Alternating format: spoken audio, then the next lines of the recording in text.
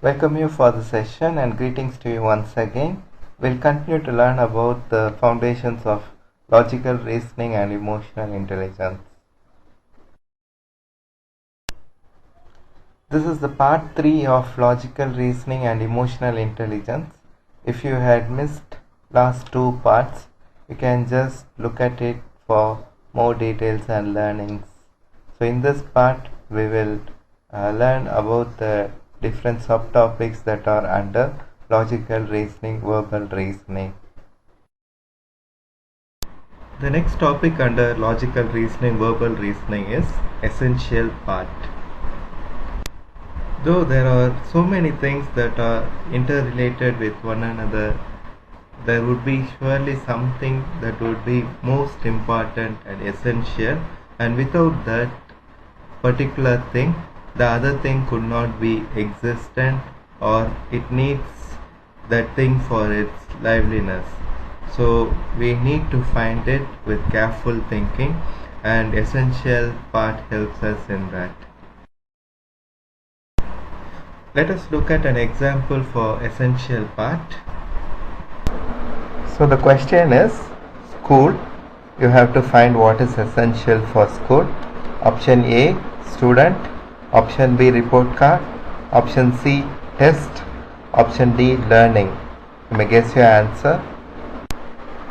The answer for this is option A, student.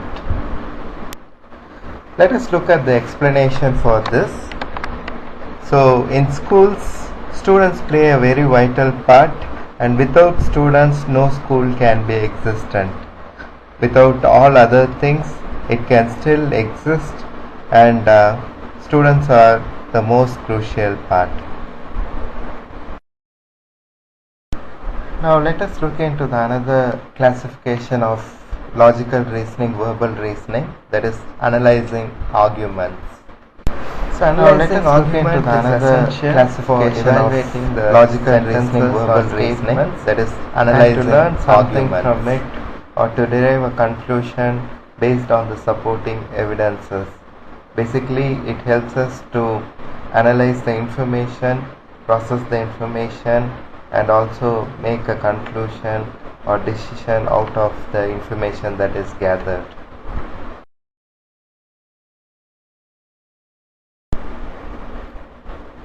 In the past, consumers would rarely walk into an ice cream store and order low-fat ice cream. But that isn't the case today. An increasing health consciousness combined with a much bigger selection of tasty low-fat foods in all categories has made low-fat ice cream a very profitable item for ice cream store owners. So this paragraph best supports which of the following statement? You may guess your answer. So option A, low-fat ice cream produces more revenue than other low-fat foods. Ice cream store owners would be better off carrying only low-fat ice cream. Ice cream store owners no longer think that low-fat ice cream is an unpopular item. Option D, low-fat ice cream is more popular than any kind of ice cream. Option E, consumers are fickle and it is impossible to please them. The answer for this is option C. Ice cream store owners no longer think that low-fat ice cream is an unpopular item. So let us look into an explanation for this. In the paragraph we can find that it focuses on low-fat ice cream, and also it stresses that low-fat ice cream is no longer an unpopular item, and also it has been accepted by many people recently. Then in the end of the passage it focuses on the ice cream store owners. So we can conclude that based on the paragraph that it supports option C. The next classification under logical reasoning, verbal reasoning is logical problems. An analysis should be made while reading or understanding every statement or sentence or argument, and the logical fact should be verified based on the knowledge we have before or based on our understanding that has been received by us. So logical problems helps in that. So we have to verify every fact, every information, and we have to analyze the reasons behind everything. So we have to think through different things logically to arrive at a conclusion based on the facts. Let us look at an example for logical problems. Tanya is older than Eric. Cliff is older than Tanya. Eric is older than Cliff. If the first two statements are true, what would be the third statement? So you can guess the answer. The options for this is A. True, B. False, C. Uncertain. Let us look at an example for logical problems. Tanya is older than Eric. Cliff is older than Tanya. Eric is older than Cliff. If the first two statements are true, what would be the third statement?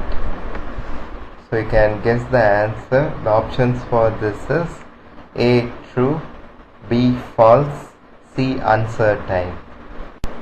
The answer for this is option B. False. Let us look at an explanation for this. From the first two statements, we can conclude that Tanya is older than Eric, Cliff is older than Tanya. So Cliff would be the eldest one, next one would be Tanya, and the least one would be Eric. So from the first two conclusion, we can conclude that Eric is the youngest and could not be older than Cliff. Let us look at an explanation for this. From the first two statements, we can conclude that Tanya is older than Eric, Cliff is older than Tanya. So Cliff would be the eldest one, next one would be Tanya, and the least one would be Eric. So from the first two conclusion, we can conclude that Eric is the youngest and could not be older than Cliff. The next sub-classification under logical reasoning, verbal reasoning is course of action. Course of action is some action that is followed after a situation or a circumstance. There are certain times we can be sure about that. Also, sometimes we may not be actually know, and we have to assume certain things to be true, certain things to be factual, and based on that we may have to derive at a conclusion, make a decision for further course of action. Let us have an example for course of action. Statement is, a large number of people in Ward X of a city are diagnosed to be suffering from a fatal malaria type. Course of actions that may follow are: 1. The city municipal authority should take immediate steps to carry out extensive fumigation in Ward X. 2. The people in the area should be involved to take steps to avoid mosquito bites. So options for this question is A. Only one follows, B. Only two follows, C. Either one or two follows, D. Neither one nor two follows, E. Both one and two follow. May guess the answer. So the answer for this is option E. Both one and two follow. Let us look at the explanation for this. So clearly from the statement that has been mentioned in the question, malaria has been spreading, so there should be action from both the local government as well as the people. So both the course of actions that are mentioned are applicable to the statement. Next classification under logical reasoning, verbal reasoning is matching definitions. Finding the appropriate meaning of the statement through some other statements for moving towards application is involved in matching definitions. So there would be a definition based on which we have to identify the practical scenario, or the scenario may be given. Based on that, we may have to find a definition for that. Let us look at an example for matching definitions. Violating an apartment lease occurs when a tenant does something prohibited by the legally binding document that he or she has signed with a landlord. Which situation below is the best example of violating an apartment lease? So options are: option A, Tim has decided to move to another city, so he calls his landlord to tell him that he is not interested in renewing his lease when it expires next month. Option B is: Valerie recently lost her job and for the last 3 months has neglected to pay her landlord the monthly rent she agreed upon in writing when she moved into her apartment 8 months ago. Option C, Mark writes a letter to his landlord that lists numerous complaints about the apartment he has agreed to rent for 2 years. Option D, Leslie thinks that her landlord is neglecting the building in which she rents an apartment. She calls her attorney to ask for advice. I guess the answer. So the answer for this is option B. Valerie recently lost her job and for the last 3 months has neglected to pay her landlord the monthly rent she agreed upon in writing when she moved into her apartment 8 months ago. Let us look at an explanation for this. So the question asks for the definition of violating a lease. So the best option that suits for that is B, because in this Valerie neglects to do what she was supposed to do. The next subclassification under logical reasoning, verbal reasoning is syllogism. Syllogism is the deductive reasoning of the given statements to derive at a conclusion. So mostly the statements would be given and it would be little figurative in the sense, or it would be little dependent on one another. So we have to identify the commonalities and differences and also analyze the statements for further more information or making a decision or conclusion out of it. Let us look at an example for syllogism. Statements: some actors are singers, all the singers are dancers. Conclusions that may follow: 1. Some actors are dancers. Number 2. No singer is actor. The options based on that are: option A, only conclusion 1 follows. Option B, only conclusion 2 follows. Option C, either 1 or 2 follows. Option D, neither 1 nor 2 follows. Option E, both 1 and 2 follow. So the answer for this is option A, only conclusion 1 follows.